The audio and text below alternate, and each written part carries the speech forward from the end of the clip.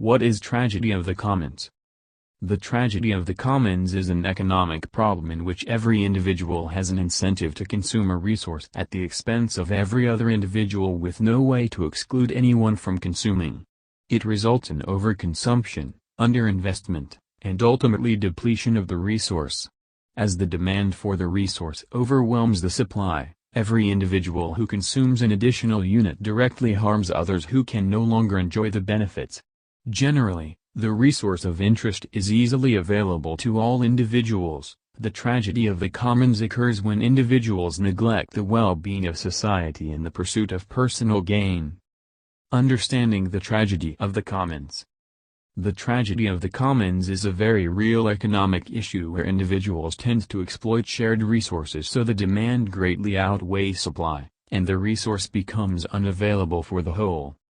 Garrett Hardin, an evolutionary biologist by education, wrote a scientific paper titled The Tragedy of the Commons in the peer-reviewed journal Science in 1968. The paper addressed the growing concern of overpopulation, and Hardin used an example of grazing land take from early English economist William Forster Lloyd when describing the adverse effects of overpopulation.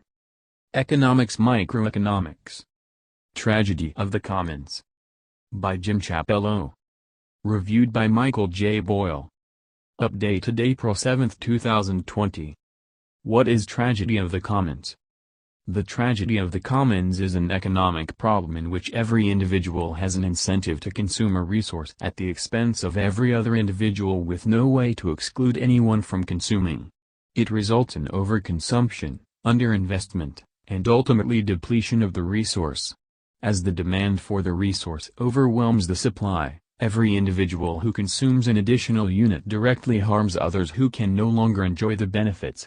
Generally, the resource of interest is easily available to all individuals. The tragedy of the commons occurs when individuals neglect the well-being of society in the pursuit of personal gain. Key takeaways. The tragedy of the commons is an economic problem that results in overconsumption, underinvestment, and ultimately depletion of a common pool resource. For a tragedy of the commons to occur, a resource must be scarce, rivalrous in consumption, and non-excludable. Solutions to the tragedy of the commons include the imposition of private property rights, government regulation, or the development of a collective action arrangement. Historical examples of tragedies of the commons include the collapse of the North Atlantic cod fisheries and the extinction of the dodo bird. 126. Tragedy of the commons. Understanding the tragedy of the commons. The tragedy of the commons is a very real economic issue where individuals tend to exploit shared resources so the demand greatly outweighs supply, and the resource becomes unavailable for the whole. Garrett Hardin, an evolutionary biologist by education, wrote a scientific paper titled The Tragedy of the Commons in the peer-reviewed journal Science in 1968. The paper addressed the growing concern of overpopulation, and Hardin used an example of grazing land take from early English economist William Forster Lloyd when describing the adverse effects of overpopulation. In Lloyd's example, grazing lands held as private property will see their use limited by the prudence of the landholder in order to preserve the value of the land and health of the herd. Grazing lands held in common will be oversaturated with cattle because the food the cattle consume is shared among all herdsmen. Hardin's point was if humans faced the same issue as in the example with herd animals, each person would act in his own self-interest and consume as much of the commonly accessible scarce resource as possible, making the resource even harder to find. The economics of tragedy of the commons. In economic terms, the tragedy of the commons may occur when an economic good is both rivalrous in consumption and non-excludable. These types of goods are called common pool resource goods, as opposed to private goods, club goods, or public goods. A good that is rivalrous in consumption means that when someone consumes a unit of the good, then that unit is no longer available for others to consume. All consumers are rivals competing for the good, and each person's consumption subtracts from the total stock of the good available. Note that in order for a tragedy for the commons to occur, the good must also be scarce, since a non-scarce good cannot be rivalrous in consumption. By definition, there is always plenty to go around. A good that is non-excludable means that individual consumers are unable to prevent others from also consuming the good. It is this combination of properties, scarcity, rivalry in consumption, and non-excludability, that creates the tragedy of the commons. Each consumer maximizes the value they get from the good by consuming as much as they can as fast as they can before others deplete the resource, and no one has an incentive to reinvest in maintaining or reproducing the good since they cannot prevent others from appropriating the value of the investment by consuming the product for themselves. The good becomes more and more scarce and may end up entirely depleted. Overcoming the tragedy of the commons. A critical aspect to understanding and overcoming of the tragedy of the commons is the role that institutional and technological factors play in the rivalry and excludability of a good.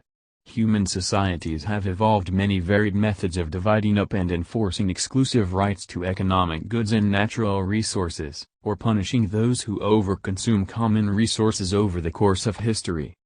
One possible solution is top-down government regulation or direct control of a common pool resource. Regulating consumption and use, or illegally excluding some individuals, can reduce overconsumption, and government investment in conservation and renewal of the resource can help prevent its depletion. For example, government regulation can set limits on how many cattle may be grazed on government lands or issue fish catch quotas. However, top-down government solutions tend to suffer from the well-known rent-seeking, principal agent, and knowledge problems that are inherent in economic central planning and politically driven processes. Assigning private property rights over resources to individuals is another possible solution, effectively converting a common pool resource into a private good. Institutionally, this depends on developing some mechanism to define and enforce private property rights, which might occur as an outgrowth of existing institutions of private property over other types of goods. Technologically, it means developing some way to identify, measure, and mark units or parcels of the common pool resource off into private holdings, such as branding maverick cattle. This solution can suffer from some of the same problems as top-down government control, because most often, this process of privatization has occurred by way of a government forcibly assuming control over a common pool resource and then assigning private property rights over the resource to its subjects based on a sale price or simple political favor. In fact, this was what Lloyd was actually arguing for, as he was writing around the time of the English Parliament's Enclosure Acts, which stripped traditional common property arrangements to grazing lands and fields and divided the land into private holdings. This brings us to another popular solution to overcoming the tragedy of the commons, that of cooperative collective action as described by economists led by Nobelist Elinor Ostrom. Before the English enclosures, customary arrangements among rural villagers and aristocratic, or feudal, lords included common access to most grazing and farmlands and managed their use and conservation. By limiting use to local farmers and herders, managing use through practices such as crop rotation and seasonal grazing, and providing enforceable sanctions against overuse and abuse of the resource, these collective action arrangements readily overcame the tragedy of the commons, and other problems. In particular, collective action can be useful in situations where technical or natural physical challenges prevent convenient division of a common pool resource into small private parcels, by instead relying on measures to address the goods rivalry in consumption by regulating consumption. Often this also involves limiting access to the resource to only those who are parties to the collective action arrangement, effectively converting a common pool resource into a kind of club good.